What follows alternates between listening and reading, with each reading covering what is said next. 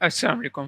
Welcome back दोस्तों। आज की वीडियो में हम देखेंगे हमारी शॉपिफाई की थीम का स्ट्रक्चर क्या होता है और वो किस तरह वर्क करता है, और हम शॉपिफाई के अंदर क्या कर सकते हैं, क्या नहीं कर सकते थीम के फ़ोल्डर के अंदर। तो हम आगे चलते हैं। अगर हम देखें तो हम अपने ऑनलाइन स्टोर में जाएं और यहाँ पे हमारी थीम का फ़ोल्डर है जिसमें मेरी डॉन थीम है। अगर मैं एक्शंस में जाऊँ तो एडिट कोड में जाऊँ तो यहाँ पे मेरी थीम का फ़ोल्डर आ गया जिसके अंदर मैं कोई भी कस्टमाइजेशन कर सकता हूँ। और उसके साथ साथ हम अपनी थीम का एक बार प्रीव्यू ओपन कर लेते हैं। हम अपनी जो भी थीम की कस्टमाइजेशन करेंगे वो इस फोल्डर में करेंगे। अगर हम अपनी लोकल में आते हैं कि अपने लोकल इन्वायरमेंट की तरफ आएँ तो हमारे पास ये फ़ोल्डर है हमारी थीम का।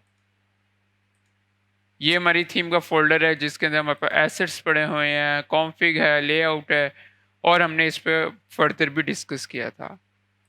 और उसके साथ साथ वीएस कोड में हमारे पास ये फाइल्स पड़ी हुई हैं। अब यहाँ पे हम जो एक इसका सिंटैक्स बना हुआ है, हमने उस सिंटैक्स के बीच में रहते हुए काम करना है।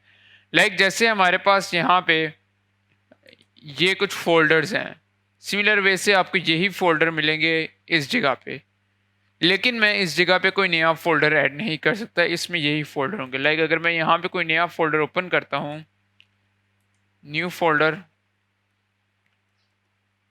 माय फ़ोल्डर, तो ये फ़ोल्डर बज़ाहिर इधर तो क्रिएट कर हो गया है, लेकिन शॉपिफ़ाई इसको रीड नहीं करेगा, इसको अपलोड भी नहीं करेगा। ये फ़ोल्डर बस यहाँ के यहाँ तक ही रहेगा, शॉपिफ़ाई इसको अंडरस्टैंड ही नहीं करेगा। तो ये फ़ोल्डर हमारे किसी काम का नहीं।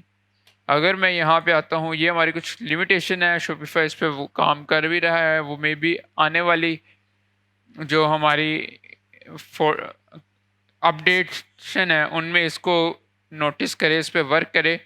लेकिन अभी के लिए ये जो फ़ोल्डर माय फ़ोल्डर, इसके अंदर जो भी आपको पड़ा होगा वो वर्क नहीं करेगा।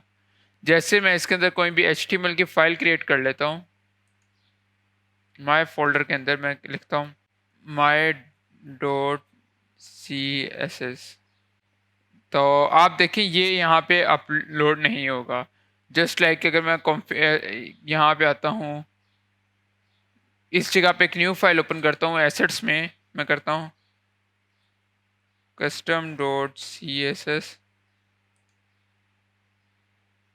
तो आप देखें ये प्रोसेसिंग हो गया, अपडेट कर दिया। हमारे शॉपिफाई ने custom dot C S S को अपलोड कर दिया, पर उसने हमारा जो ये वाला फोल्डर था, जो हमारा माय फोल्डर के अंदर जो भी हमने ऐड किया उसको उसने अपलोड नहीं किया। मैं इस फोल्डर में जो भी ऐड करूँ इसको शॉपिफाई को इससे फ़र्क नहीं पड़ रहा। शॉपिफाई के लिए उसके यही फ़ोल्डर्स हैं, ये कुछ फ़ोल्डर्स हैं, और उसने इन्हीं फ़ोल्डर्स के बीच में रह के काम करना है। बस एक फ़र्क आता है कि अगर हम लोकल एनवायरनमेंट में आ जाएँ तो इसमें config.yml का एक एडिशन आ जाता है। अब ये हमारे फ़ोल्डर्स वर्क किस तरह करते हैं, ये हमारे किस तरह काम करते हैं, उनको हम देख लेते हैं। तो हमारे पास सबसे पहले आ जाता है हमारा लेआउट का फ़ोल्डर, जो कि हमारा मास्टर ऑफ ऑल फ़ोल्डर्स है, किंग ऑफ ऑल फ़ोल्डर्स है, ये हमारा आ जाता है। कि अगर मैं आपको इसको यहाँ की बजाय अपने समझाऊँ, यहाँ से इधर आएँ तो हमारे पास लेआउट आ जाता है। लेआउट के अंदर जो भी हमारी थीम के अंदर जो भी वर्क हो रहा है वो हमारे लेआउट के थ्रू हो रहा है। बाकी टेम्पलेट्स, सेक्शन, स्निपेट्स, ये सारे हमारे लेआउट के अंदर जाते हैं, जाके लेआउट के अंदर वर्क करते हैं, और लेआउट से आगे सब कुछ अपलोड हो रहा है।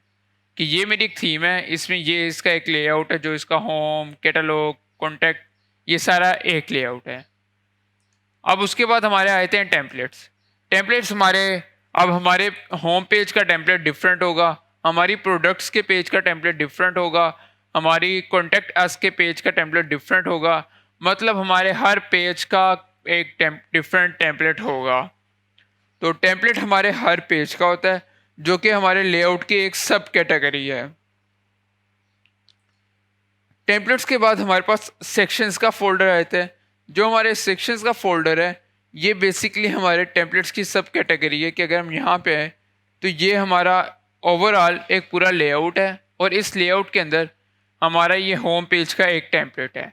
इस टेम्पलेट के अंदर ये अनाउंसमेंट बार, इमेज बैनर, रिच टेक्स्ट, ये रिच टेक्स्ट जो है हमारे पास आ गया। ये रिच टेक्स्ट, ये एक टेम्पलेट है, ये एक सेक्शन है, सॉरी। फीचर्ड प्रोडक्ट का जो ये सारा हमारे पास ऑप्शन है, ये हमारे पास एक सेक्शन है। तो हमारे टेम्पलेट्स के अंदर मल्टीपल सेक्शंस होते हैं जिसको हम मल्टीपल जगह पे यूज़ कर सकते हैं। तो यहाँ पे अगर आप देखें तो मेरे पास यहाँ पे अगर फीचर्ड कलेक्शन का एक टेम्पलेट सेक्शन है तो मैं यहाँ पे आऊँ और यहाँ पे हमें फीचर्ड कलेक्शन का हमारे पास एक सेक्शन होगा। ये देखें, feature collection dot liquid. Similar way से हमारे सेक्शंस हो गए। सेक्शन के बाद हमारे आते हैं स्निपेट्स। अब स्निपेट्स हमारे क्या होते हैं? स्निपेट्स हमारे होते हैं सेक्शंस के अंदर। ये मेरा एक सेक्शन है, इस सेक्शन के अंदर जो ये कॉलम लिखा हुआ है, ये एक स्निपेट है।